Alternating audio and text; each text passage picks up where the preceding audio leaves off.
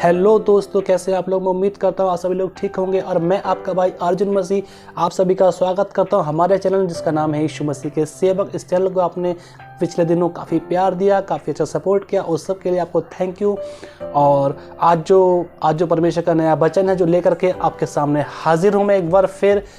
और थंबनेल देखकर तो आप सभी लोग समझ ही गए होंगे कि आज का वीडियो हमारा किस लिए होने वाला है और किसके ऊपर होने वाला है। तो समय ना गवाते हुए आइए जल्दी से शुरू करते हैं। Hallelujah, praise the Lord. परमेश्वर की महिमा हो सके। देखिए, काफ़ी सारे पास्टर हमें कई तरह की चीज़ें बताएं। आज दुनिया में जिस तरह की चीज़ें हो रही है उस तरीके से हमें एक चीज़ को समझना काफ़ी ज़्यादा कठिन हो गया, काफ़ी ज़्यादा मुश्किल हो गया कि सच्चाई क्या है। तो कहीं पे चर्च शनिवार को लगाते हैं, कहीं पे चर्च संडे को लगाते हैं, कहीं पे चर्च शुक्रवार को लगाते हैं, कहीं बृहस्पतिवार को चर्च लगाते हैं। और कोई कहते हैं कि बृहस्पति को आओ, कोई कहते हैं संडे को आओ, कोई कहते हैं आप संडे को मत जाओ, आप शनिवार को आओ। कुछ लोग कहते हैं आप शनिवार को मत जाओ, संडे को आओ। आज किस तरह का कंपटीशन आज हमारे जीवन में देखिए होने को हम देखते हैं पास्टरों के बीच में किस तरह कंपटीशन आज हो गया है। सब अपनी अपनी तरफ हमें खींचते हैं, लेकिन हमें भी सच्चाई को जानना बहुत ज़्यादा ज़रूरी है। और कई बार हमारे भी दिमाग में ये सवाल आता है, हमारे दिल में सवाल आता है, क्या हमें शनिवार को चर्च जाना चाहिए या हमें संडे को चर्च जाना चाहिए? हमें किस दिन चर्च जाना चाहिए?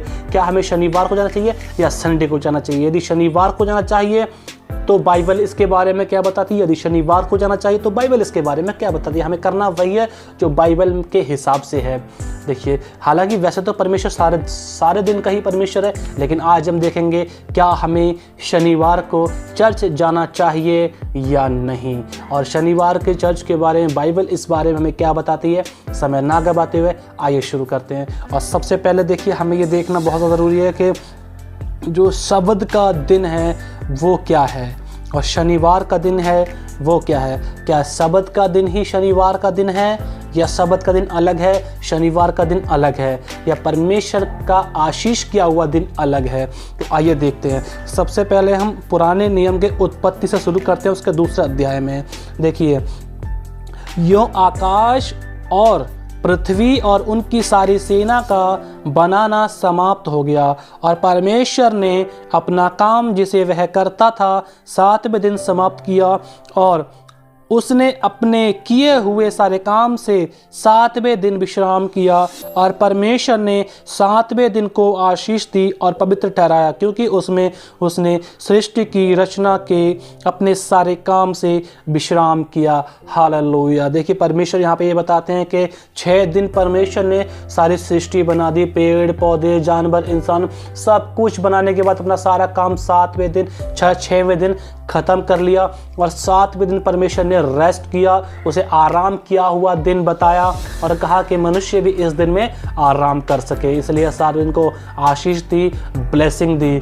और देखिए, 7वें दिन परमेश्वर ने यहाँ पर विश्राम किया और उसे पवित्र भी ठहराया। देखिए लिखा है, और परमेश्वर ने 7वें दिन को आशीष दी और पवित्र ठहराया, क्योंकि उसमें उसने सृष्टि की रचना के अपने सारे काम से विश्राम किया। इसलिए परमेश्वर ने उस दिन को ब्लेसिंग दी और उस दिन को पवित्र ठहराया हमारे लिए। अब देखिए, अभी हम देखते हैं कि ये 7वें दिन का और दूसरा एक जगह हम देखें, व्यवस्था विवरण में देखते हैं कि व्यवस्था विवरण इस बारे में कैसा, थोड़ा सा आगे और चलते हैं और व्यवस्था विवरण इस बारे में क्या बताती है।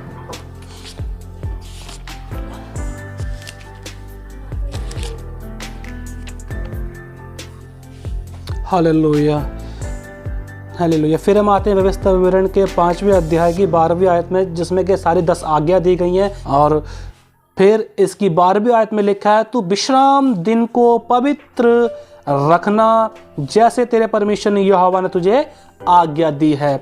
6 दिन तो परिश्रम करके अपना सारा काम काज करना, परंतु 7वां दिन तेरे परमेश्वर यहोवा के लिए विश्राम दिन है। उसमें ना तू किसी भांति का काम काज करना, ना तेरा बेटा, ना तेरी बेटी, ना तेरा दास, ना तेरी दासी, ना तेरा बैल, ना तेरा गधा, ना तेरा कोई पशु, ना कोई परदेसी भी जो तेरे फाटक के तेरे भीतर हो, जिसमें तेरा दास और तेरी दासी भी तेरे समान विश्राम करें। हालेलुया। देखिए परमेश्वर ने यहाँ पर बता दिया है कि 7वां दिन जो विश्राम का दिन है, जब परमेश्वर ने ब्लेस किया और पवित्र ठहराया है, उस दिन में तू किसी प्रकार कोई काम काज मत करना, कुछ भी मत, ना तू, ना तेरे बैल, ना तेरे गधे, ना तेरे यहाँ पर जितने भी लोग रहते हैं, ना परदेसी, ना तेरे नौकर, कोई भी किसी प्रकार कोई भी काम काज ना करें। ये हमें जो व्यवस्था ब्रंड के 5वें अध्याय की 12वीं आयत में लिखे, तू विश्राम दिन को पवित्र रखना। ठीक है, अब इसके बाद में हम थोड़ा और आगे बढ़ते हैं। परमेश्वर ने वहाँ पर देखिए 6 दिन कामकाज के 7 दिन आराम किया और मूसा के द्वारा यही आज्ञा दी गई कि इन लोगों को तू बता, ताकि ये कि 6 दिन ये कामकाज करके 7वां दिन जो है परमेश्वर के लिए ये लोग याद किया हुआ दिन रखें। और देखिए अब इस बारे में जो होगी पुराने नियम की बात में, अब देखते हैं इस बारे में नया नियम हमें क्या बताता है। और देखिए जल्दी से बिना समय गंवाते हुए हम देखेंगे मत्ती में, देखेंगे मत्ती इस बारे में क्या बताता है हमें, कि वो परमेश्वर का बताया हुआ दिन वो कौन सा है जिसमें परमेश्वर ने हमें ब्लेस करने की बात कही है। और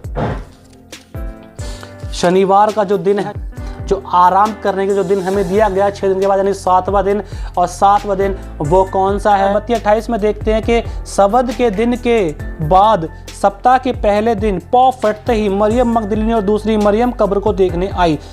हालेलुया। देखिए मत्ती 28 की 1 में हमें बताता है कि सबत के दिन के, देखिए मत्ती 28 हमें बताता है कि सबत के दिन के बाद सप्ताह के पहले दिन मरियम मगदलीनी कब्र को देखने आई जहां यीशु मसीह को रखा गया था। और यीशु मसीह को शुक्रवार को उतार कर गाड़ दिया गया था, शनिवार को वहां को सबत का दिन था इसलिए कोई नहीं गया। और संडे का दिन जो था वहां पर संडे के दिन सुबह सुबह मरियम मगदलीनी सबत के दिन के बाद यानी सप्ताह के पहले दिन जाती हैं और यीशु मसीह को देखने के लिए। यानी कि तो जिस चीज़ से हम ये समझ सकते हैं कि सप्ताह का पहला दिन है जो संडे है, जिस दिन यीशु मसीह जीवित हुए थे, क्योंकि यीशु मसीह उन्हें उस कब्र में नहीं मिले। तो देखिए थोड़ा सा हम आगे पढ़ेंगे और देखो एक बड़ा भूकंप हुआ, क्योंकि प्रभु का एक दूत स्वर्ग से उतरा और पास आकर उनके पत्थर को लुढ़का दिया और उस पर बैठ गया। उसका रूप बिजली का सा और उसका वस्त्र पाले के समान उज्जवल था। उनके भैंसे पहरे हुए कांप उठे, मृतक समान हो गए। स्वर्गदूत ने स्त्रियों से कहा, मत डरो, मैं जानता हूं कि तुम यीशु जो क्रूस पर चढ़ाया गया था ढूंढती हो। वह यहाँ नहीं है, परंतु अपने वचन के अनुसार जी उठा है। हालेलुया। परमेश्वर जब जी उठे थे वो संडे का दिन था, और जब उससे एक दिन पहले यानी सबत का दिन यानी शनिवार का दिन, तो ये तो साबित हो गया कि सबत का दिन जो था वो शनिवार का दिन है। अब शनिवार का दिन चर्च से और सबत के दिन से क्या कनेक्शन है, ये भी हम इससे थोड़ी सी आगे देखेंगे। और बिना समय गंवाते फिर से सीधे थोड़ा आगे बढ़ते हैं नए नियम में और जल्दी से निकाल लेते हैं मरकुस 1। और मरकुस 1 इस बारे में क्या बताते हैं हमें, देखिए मरकुस 1। Hallelujah, hallelujah, praise the Lord, hallelujah. कि मरकू 1 हमें क्या बताते हैं, जब यीशु मसीह पैदा हो गए, पैदा होने के बाद जंगल में गए और उनकी 40 दिन 40 रात तक परीक्षा होती रही। और तब उन्हें 40 दिन के बाद जब उन्हें भूख लगी तो शैतान उनके पास आकर बोलता कि पत्थरों को बोल कि वे रोटी बन जाएं, और ये कर वो कर, काफ़ी सारी चीज़ें यीशु मसीह को शैतान द्वारा यीशु मसीह की परीक्षा की गई कि पत्थर को बोल के रोटी बन जाएं। लेकिन यीशु मसीह ने उन्हें जवाब दिया कि मनुष्य केवल रोटी ही से नहीं परंतु परमेश्वर के हर एक उस वचन से जीवित रहेगा जो परमेश्वर के मुख से निकलता है। हालेलुया। परमेश्वर के हर एक वचन से जीवित रहेगा, रोटी से जीवित नहीं रहेगा। फिर शैतान बोलता है कि अपने आप को कंगूरे के ऊपर से गिरा दे, कि लिखा है कि स्वर्गदूत तुझे हाथों हाथ उठा लेंगे, तेरे पैरों में ठेस नहीं लगेगी। देखिए इस तरफ अगर हम निकल जाएंगे थोड़ा लंबा हो जाएगा, लेकिन हम बिना उधर समय गवाते हुए, बिना उधर जाते हुए सीधा फिर से अपने टॉपिक पे आते हैं कि यीशु मसीह के साथ जब ये सारी चीज़ें, शैतान जब वहाँ से चला गया और तब देखिए यीशु मसीह वहाँ से निकलते हैं और फिर देखिए क्या देखते हैं कि गलील के झील के किनारे जाते हुए उसने शमौन उसके भाई अंद्रयास को झील में जाल डालते देखा, क्योंकि वे मछुए थे। यीशु ने उनसे कहा, मेरे पीछे आओ, मैं तुमको मनुष्यों के मछुए बनाऊंगा। वे तुरंत जालों को छोड़कर उसके पीछे हो लिए। देखिए यहाँ पे गौर करने वाली बात है, यीशु ने कहा, यहाँ पर सारी बातें यीशु मसीह कह रहे हैं। बड़े ध्यान से आप एक एक लाइन को सुनेंगे तभी आपके समझ में आने वाला है कि यहाँ पे कौन किससे क्या कह रहा है। देखिए 17 वाली आयत में लिखा है कि यीशु ने उनसे कहा, मेरे पीछे आओ, मैं तुमको मनुष्यों के मछुए बनाऊंगा। वे तुरंत जालों को छोड़कर उसके पीछे हो लिए। कुछ आगे बढ़कर उसने जबदी के पुत्र उस उसने यानी कि यीशु मसीह ने कुछ आगे बढ़कर उसने जबदी के पुत्र याकूब और उसके भाई यूहन्ना को नाव पर जालों को सुधारते देखा।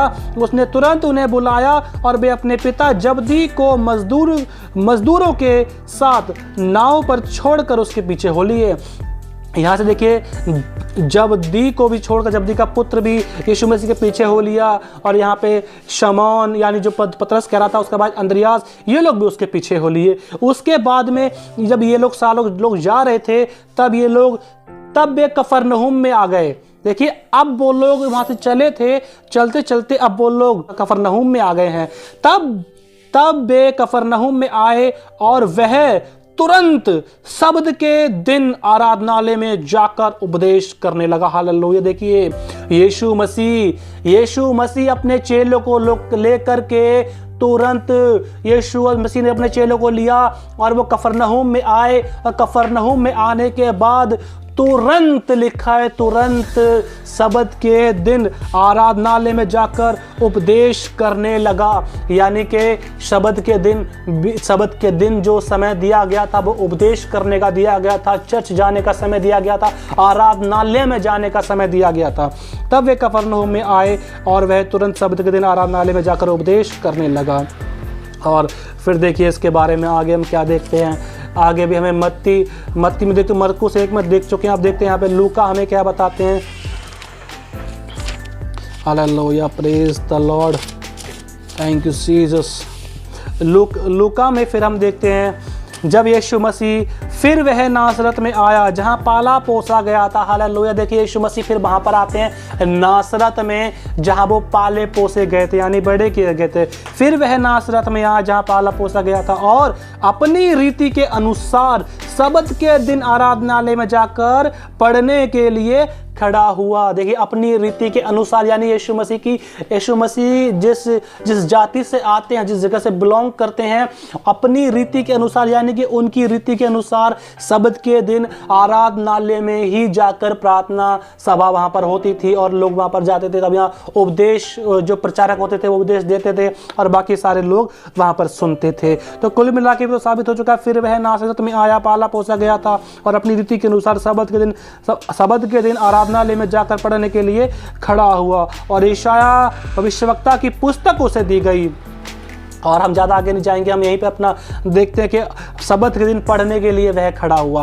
और थोड़ा सा आगे एक बार और बिल्कुल क्लियर कर देते हैं कि इसके बाद जब यीशु मसीह थे तो वो सबत के दिन आराधनालय में जाकर उपदेश किया करते थे। ये तो यहाँ पर साबित हो गया कि यीशु मसीह सबत के दिन ही आराधनालय में उपदेश किया करते थे। वैसे प्रचार तो वो सारे दिन किया करते थे, 7 दिन किया करते थे, लेकिन आराधनालय में उपदेश केवल सबत के दिन ही किया करते थे, यानी शनिवार के दिन। लेकिन मूसा जो हमें आज्ञा देते हैं वो शनिवार के दिन में ये आज्ञा देते हैं कि हमें किसी प्रकार कोई काम काज नहीं करना है। लेकिन उस आज्ञा को यीशु मसीह ने बदल दिया। यहाँ पर यीशु मसीह ने क्या कहा कि आप कुछ भी कर सकते हैं, आप काम भी कर सकते हैं, क्योंकि लिखा है कि उसमें अब ये काम का मतलब ये नहीं है कि आप कुछ भी अपनी मर्जी पूरा करने लगो या अपनी ही रीति से चलने लगो, जो मन में आए वो करो, परमेश्वर को भूल जाओ। शनिवार के दिन परमेश्वर का जो समय है, शनिवार का जो दिन है वो परमेश्वर का है, वो दिन हमें परमेश्वर को ही देना पड़ेगा। अब ये नहीं है कि हमें काम नहीं करना या नहीं करना तो हम चर्च भी नहीं जाएंगे, हमें चर्च भी जाना है। लिखा है कि फिर वह नासरत में आया जहाँ पाला पोसा गया था और अपनी रीति के अनुसार सबत के दिन आराधनालय में जाकर पढ़ने के लिए खड़ा हुआ। और देखिए पढ़ने के लिए वहाँ पर यीशु मसीह खड़े हो गए सबत के दिन। तो सबत के दिन यहाँ पर शुरू होता है आराधनालय, और आराधनालय में हमें जरूर जाना चाहिए। फिर जब यीशु मसीह गाड़े गए, जीवित हो गए और स्वर्ग में उठा लिए गए, उनके बाद में जब उनके चेले शुरुआत करते हैं प्रचार की, तो वो भी देखिए सबत के दिन ही प्रचार किया करते हैं। मैं आपको क्लियर कर देता हूँ। देखिए हमें प्रेरितों के काम के 13वें अध्याय में जब हम देखेंगे 13वें अध्याय की, और 13वें अध्याय की हम 14वीं आयत में देखते हैं, पिरगा से आगे बढ़कर वे पिसिदिया के अनंतकिया में पहुंचे और सबत के दिन आराधनालय में जाकर बैठ गए। हालेलुया। यीशु मसीह के जो चेले थे वो सबत के दिन आराधनालय में जाकर बैठ गए। व्यवस्था और भविष्यवक्ताओं की पुस्तक से पढ़ने के लिए 15वीं आयत में लिखा, व्यवस्था और भविष्यवक्ताओं की पुस्तक से पढ़ने के बाद आराधनालय के सरदारों ने उनके पास कहला भेजा, हे भाइयों, यदि लोगों के उपदेश के लिए तुम्हारे मन में कोई बात हो तो कहो। तब पौलुस ने खड़े होकर, देखिए पौलुस यानी जो ये वो पौलुस हैं जो पहले लोगों को सताया करता था, वही पौलुस है। यीशु मसीह के उठाए जाने के बाद की बात है। तब पौलुस ने खड़े होकर और हाथ से संकेत करके कहा, हे इस्राएली और परमेश्वर से डरने वालों सुनो। यहाँ पर तब पौलुस ने यहाँ पर बोलना शुरू किया।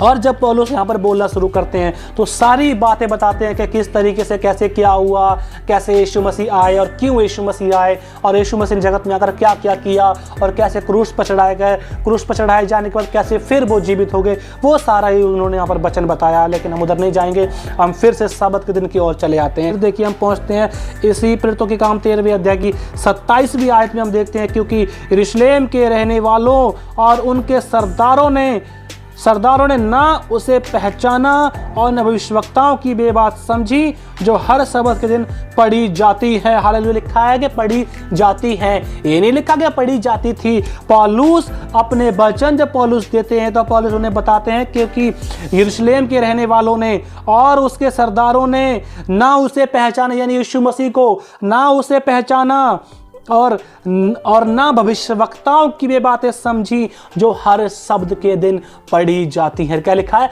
हर शब्द के दिन। ये नहीं लिखा होगा कि यहाँ पे रोज पढ़ी जाती हैं, हर शब्द के दिन पढ़ी जाती है। और शब्द के दिन के बारे में मैं आपको पहले ही बता चुका हूँ। मत्ती 28:1 में क्या लिखा है? शब्द के दिन के बाद यीशु मसीह जिंदा हुए और यीशु मसीह संडे को यानी एतवार को जिंदा हो गए थे। हालेलुया। यहाँ पे लिखा हुआ है 27वीं आयत में लिखा है, क्योंकि यरूशलेम के रहने वालों और उसके सरदारों ने ना उसे पहचाना और न भविष्यवक्ताओं की भी बातें समझी जो हर शब्द के दिन पढ़ी जाती हैं। और इसी की हम फिर 42वें आयत में देखते हैं, जब पौलुस और वो सारे लोग वहाँ से जाने लगे। फिर देखिए क्या होता है। उनके बाहर निकलते समय लोग उनसे विनती करने लगे कि अगले शब्द के दिन हमें ये बातें फिर सुनाई जाएं। जब सभा उठ गई तो यहूदियों और यहूदी मत में आए हुए भक्तों में से बहुतों से पौलुस और बरनबास के पीछे हो लिए। देखिए पौलुस और बरनबास को वहाँ के लोग जो आराधनालय में बैठे हुए थे वो कहने लगे, वो लोग बाहर अपना वचन देने के बाद, प्रचार करने के बाद, उपदेश देने के बाद पौलुस और बरनबास जब बाहर निकलने लगे तो वहाँ के जो लोग वहाँ पर चर्च में आए हुए थे, वहाँ आराधनालय में जब वो लोग आए हुए थे तो वो वहाँ पर फिर से पौलुस से बरनबास से कहते उनके बाहर निकलते समय लोग उनसे विनती करने लगे कि अगले शब्द के दिन हमें ये बातें फिर सुनाई जाए। किस दिन लिखा हुआ है? अगले शब्द के दिन। और देखिए बीच में कभी नहीं बोला कि हमें बीच में कहीं नहीं बोला कि हमें ये बातें कल सुनाई जाए या आज शाम को सुनाई जाए या परसों सुनाई जाए। लिखा गया है अगले शब्द के दिन फिर सुनाई जाए, यानी कि हर शब्द को वहां पर सभा लगती थी और लगती है और लगती रहेगी। फिर देखिए आगे क्या लिखा है। फिर इसकी हम 44वें आयत में देखते हैं, अगले शब्द के दिन नगर के प्राय सब लोग परमेश्वर का वचन सुनने को इकट्ठे हो गए। हालेलुया। देखिए अगले शब्द के दिन फिर इकट्ठे हो गए, यानी कि सभा जो लगती थी, परमेश्वर का जो वचन सुनाया जाता था वो केवल शब्द के दिन ही सुनाया जाता था। इससे हम जान सकते हैं कि कुल मिला के जो पीछे से चला आ रहा है कि 7वें दिन परमेश्वर ने ब्लेस किया 7वें दिन को और उसे आशीष दी। वो 7वां दिन जो था वो परमेश्वर का पवित्र किया हुआ दिन था और उस दिन परमेश्वर की आराधना की जाती थी, उस दिन परमेश्वर को महिमा दी जाती थी। और तभी से वो लोग आज तक ये चला आ रहा है। प्रेरितों के काम 13वें अध्याय की 44 आयत में बिल्कुल क्लियर कर देती है, अगले शब्द के दिन नगर के प्राय सब लोग परमेश्वर का वचन सुनने को इकट्ठे हो गए। हालेलुया। अगले शब्द के दिन, पिछले शब्द को उन्होंने विनती की थी कि हमें अगले शब्द को ये बातें फिर बताई जाएं, और अगले शब्द को वो लोग फिर इकट्ठे हो गए परमेश्वर का वचन सुनने के लिए। हालेलुया। तो कुल मिलाकर तो बिल्कुल क्लियर हो चुका है कि हमें परमेश्वर का वचन किस दिन सुनना चाहिए और कब हमें जो शनिवार को जो चर्च लगाई जाती है उसके बारे में आपकी सोच एकदम क्लियर हो गई होगी कि शनिवार को चर्च लगाई जाती है, वो क्यों लगाई जाती है, क्यों उस दिन परमेश्वर की महिमा होती है। कि इस बारे में परमेश्वर ने बिल्कुल क्लियर कर दिया है कि आराधनालय में जो सभा लगती थी वो शनिवार को यानी शब्द के दिन ही होती थी। बाकी परमेश्वर तो सारे दिनों का परमेश्वर है।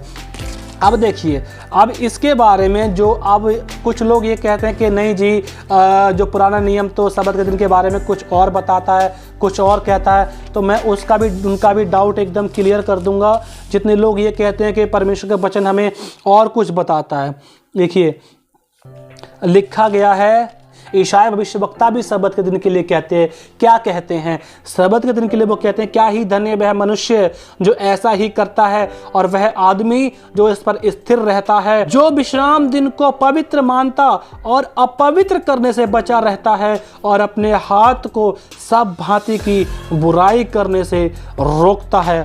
Hallelujah, hallelujah. सब भांति की बुराई करने से अपने हाथ को रोकता है, ये यहाँ पर हमें बताया गया है।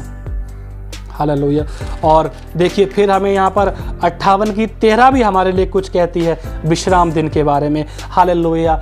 जैसा कि हमने 56 की 2 में अभी हमने देखा कि परमेश्वर ने क्या कहा, जो विश्राम दिन को पवित्र मानता है, अपवित्र करने से बचा रहता है, इसके बारे में बता के। अब देखिए हम देखिए विश्राम दिन का पालन करना कैसे कहते हैं।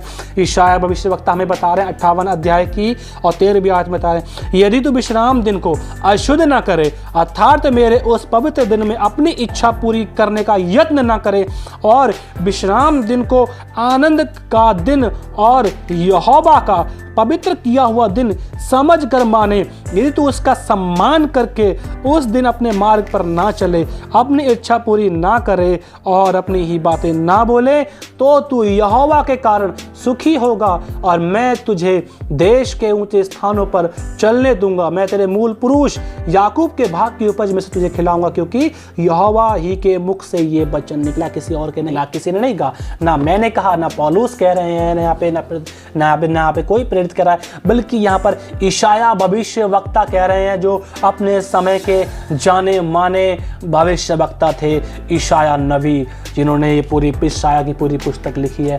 और अभी हम देखते हैं कि साबित हो चुका है कि सब्त का दिन था, वो कौन सा दिन था, और परमेश्वर ने हमें सब्त के दिन क्या करने के लिए कहा है, और सब्त के दिन सभाएं क्यों लगती हैं, सब्त के दिन लोग चर्च क्यों लगाते हैं। वो सब्त के दिन चर्च इसलिए नहीं लगाते कि पुराने नियम में उन्हें यह आज्ञा दी गई थी कि तुम किसी प्रकार कोई कामकाज न मत करना, कोई कुछ मत करना। देखिए वो कॉन्सेप्ट यीशु मसीह खत्म कर चुके हैं। वो व्यवस्था जिसमें लिखा था कि तुम किसी प्रकार कोई कामकाज मत करना, वो यीशु मसीह खत्म कर चुके हैं। लेकिन अब जो ईशाया हमें बता रहे हैं कि क्या ही धन्य है मनुष्य जो ऐसा ही करता है, जो सब्त के दिन को, विश्राम दिन को पवित्र मानता और अपवित्र करने से बचा रहता है। फिर ईशाया 58 की 13 में बताते हैं कि जो मनुष्य विश्राम दिन को पवित्र मानने के लिए स्मरण रखना, और अपनी इच्छा पूरी मत करना, कोई बुराई मत करना, अपनी ही बातें मत बोलना, केवल परमेश्वर का पवित्र किया हुआ दिन रखना,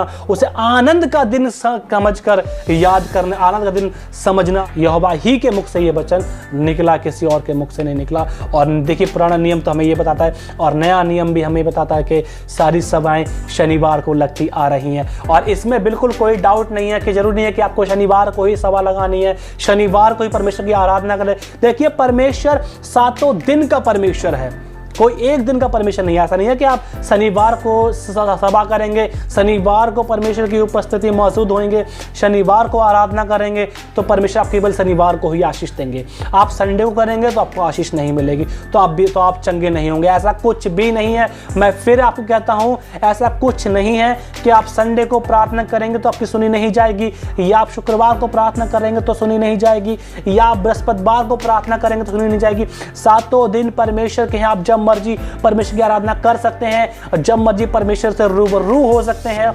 और ऐसा नहीं है। देखिए कुल मिलाकर जो बात है सभा की, जो लोग इस डाउट में थे कि शनिवार को चर्च क्यों जाना चाहिए और संडे को चर्च क्यों जाना चाहिए, सिर्फ केवल यही डाउट क्लियर करने के लिए मेरा आज का वीडियो था। आई होप कि वीडियो आपको पसंद आया होगा, और जो भी आपके डाउट है वो सारे क्लियर हो गए होंगे। और यदि आपका कोई डाउट है तो हमें कमेंट सेक्शन में लिखकर जरूर भेजें, मैं फिर एक और वीडियो इसके ऊपर बनाऊंगा। और तब तक परमेश्वर आप सबको आशीष दे, हंसते रहिए, मुस्कुराते रहिए। मैं आपका भाई अर्जुन मसीह, मुझे दीजिए इजाजत, मिलूंगा नए वीडियो में नए टॉपिक के साथ। तब तक हंसते रहिए, खुश मुस्कुराते रहिए, परमेश्वर की महिमा करते रहिए। हालेलुया, जय हिंद।